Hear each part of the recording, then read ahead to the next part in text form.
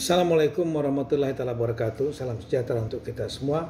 Om Swastiastu, Namo Buddhaya, Salam Kebajikan.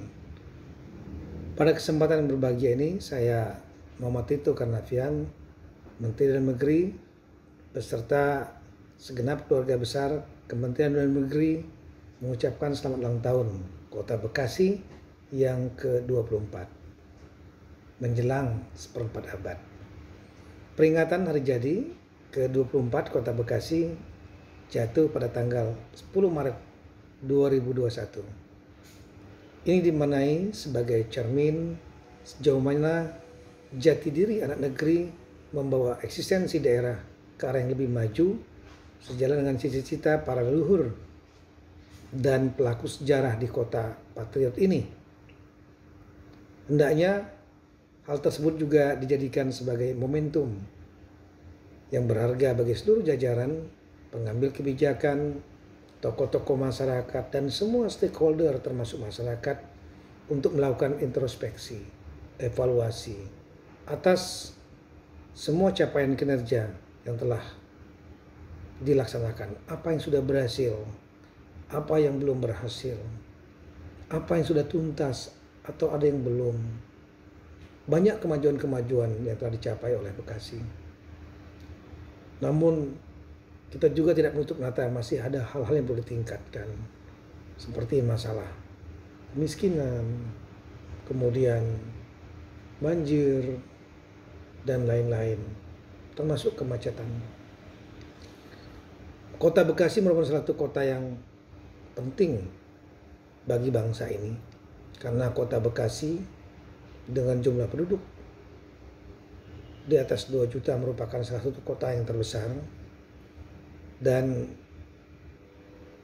yang kedua adalah karena proximity atau kedekatannya sebagai salah satu kota satelit ibu kota negara DKI Jakarta. Maka apa yang terjadi di Bekasi, dinamika yang terjadi di Bekasi akan berpengaruh kepada dinamika di kota atau ibu kota dan sebaliknya. Untuk itulah pada kesempatan yang baik ini saya berharap sekali lagi semua stakeholder baik pemerintah maupun non pemerintah melakukan upaya-upaya untuk meningkatkan kinerja, mempercepat pembangunan, dan kemudian makin mensejahterakan rakyat. Tentu tidak mudah, apalagi di tengah situasi pandemi COVID-19 yang kita semua tidak sangka dan merupakan rahasia Tuhan Allah Subhanahu wa Ta'ala. Pandemi COVID telah menimbulkan dampak yang luar biasa di semua negara, semua daerah, termasuk kota Bekasi. Ekonomi menjadi terdampak, keuangan menjadi terdampak. Di samping masalah kesehatan dan masalah kemanusiaan karena adanya warga yang wafat karena itu. Untuk itu, selama lebih kurang setahun kita berhadapan dengan permasalahan pandemi COVID-19 ini, sedikit banyak kita sudah mulai menemukan formula untuk mengatasinya. Di antaranya adalah pencegahan dengan meningkatkan dan mengintensifkan protokol kesehatan 3M+2. Penggunaan masker harus dilakukan secara masif, terutama di ruang-ruang publik, dan benar cara pemakaiannya. Bagikan masker oleh semua pihak yang mampu, baik pemerintah maupun masyarakat, kepada yang lain. Kemudian rajin mencuci tangan baik dengan menggunakan sabun atau bahan kimia lain yang bisa mematikan virus COVID-19 seperti berbasis alkohol 70%, klorin, dan lain-lain. Kemudian juga menjaga jarak, jangan sampai terjadi kerumunan. Buat kebijakan publik di tempat-tempat umum, pasar, terminal, stasiun, dan lain-lain yang ada tandanya dan ada yang pengawasnya, sehingga tidak terjadi penumpukan masyarakat. Demikian juga di sektor-sektor layanan publik, misalnya perpanjangan SIM, STNK, kemudian sertifikat, akte-akte, ini juga diatur sehingga terjadi jarak. Menghindari terjadinya kerumunan juga menjadi penting. Jangan sampai terjadi kerumunan yang berpotensi menimbulkan penularan, baik itu dalam bidang sosial, kegiatan sosial kemasyarakatan, kegiatan kebudayaan, kegiatan olahraga, kegiatan keagamaan, dan lain-lain. Tetap pada protokol kesehatan, jaga jarak, hindari kerumunan. Dan kemudian mengurangi mobilitas. Kalau memang tidak perlu dan tidak penting sekali, saya kira perlu dikurangi kegiatan untuk berpindah dari tempat ke tempat lainnya, sehingga mobilitas menjadi relatif lebih longgar, tidak terjadi penumpukan masyarakat.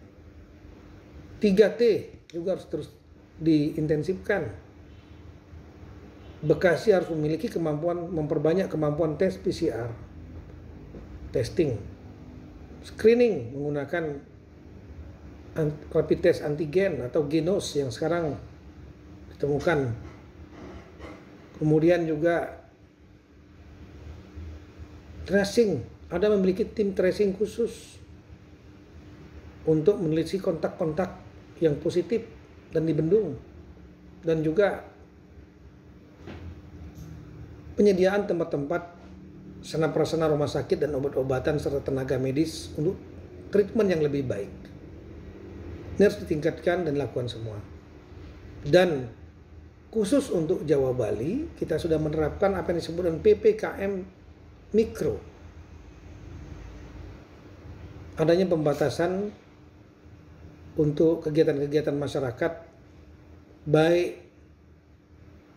yang hybrid menggunakan skala mikro, makro, seperti pengurangan kegiatan-kegiatan, masalah pembatasan sekolah, kegiatan tempat umum. Juga mikro, yaitu melakukan zonasi di daerah masing-masing, yang mana yang merah, yang mana oranye, kuning, dan hijau, dan dilakukan langkah-langkah pengetatan di sektor sampai sektor yang terkecil, kelurahan, kecamatan, kelurahan, kemudian RW, bahkan tingkat RT, sambil pengetatan protokol untuk pencegahan. Yang terakhir, vaksinasi. Inilah game changer yang mudah-mudahan insya Allah bisa merubah. Pemerintah pusat sudah melaksanakan program ini, dan hendaknya disambut oleh daerah termasuk Kota Bekasi, terutama masalah distribusi sampai dengan ke tingkat-tingkat bawah, dan juga melakukan program vaksinasinya. Untuk itu perlu ada skala prioritas. Prioritas untuk tenaga kesehatan, mereka yang rentan akan penularan, baik yang lansia maupun yang bekerja, berinteraksi sosial cukup tinggi, pekerja publik misalnya. Kemudian pasar-pasar. Tapi ini harus diatur sedemikian rupa supaya siapa diundang, jam berapa, di tempat mana, sehingga terjadi flow yang dapat menghindari terjadinya kerumunan, dan harus ada yang mengawasi. Jangan sampai nanti dibuat vaksinasi massal di pasar, penumpukan, rebutan, percuma, penularan terjadi. Dan tentu bukan hanya masalah kesehatan saja, pandemi COVID ini kita harus tangani juga sisi sosialnya. Adanya pengangguran, adanya perumahan, maka bansos baik yang pusat maupun yang dilakukan oleh Kota Bekasi harus tepat sasaran di orang yang betul-betul memerlukan itu, agar tidak terjadi krisis keamanan. Orang lapar nanti akan bisa membuat gangguan keamanan. Dan kemudian terakhirlah, Bekasi merupakan salah satu sentra, salah satu nerve, pusat saraf ekonomi, bukan hanya skala Kota Bekasi, tapi skala nasional. Oleh karena itu, sentra-sentra produksi ini harus tetap bisa berjalan. Tapi gunakan dan yakinkan betul mereka menerapkan protokol kesehatan, vaksinasi, sehingga sektor produksi tetap produktif. Pabrik-pabrik tetap bisa berjalan. Kemudian juga berikan insentif kepada para pengusaha dalam skala menengah besar, misalnya pengurangan pajak dan lain-lain, sesuai dengan skema dari pusat. Dan juga sesuai dengan kewenangan daripada pemerintah daerah. Berikan juga inventarisasi betul UMKM mikro dan ultra mikro yang mereka tuh makanannya harian. Bantu mereka, gunakan dana yang ada dengan cara melakukan realokasi dan refocusing. Saya kira itu yang saya sampaikan pada kesempatan yang baik ini. Sekali lagi, Dirgahayu, Kota Bekasi yang ke-24. Kota Bekasi, kota para pejuang tangguh, yang tidak pernah berhenti berjuang untuk kemajuan dan kesejahteraan masyarakatnya. Sekian dan terima kasih. Wassalamualaikum warahmatullahi taala wabarakatuh.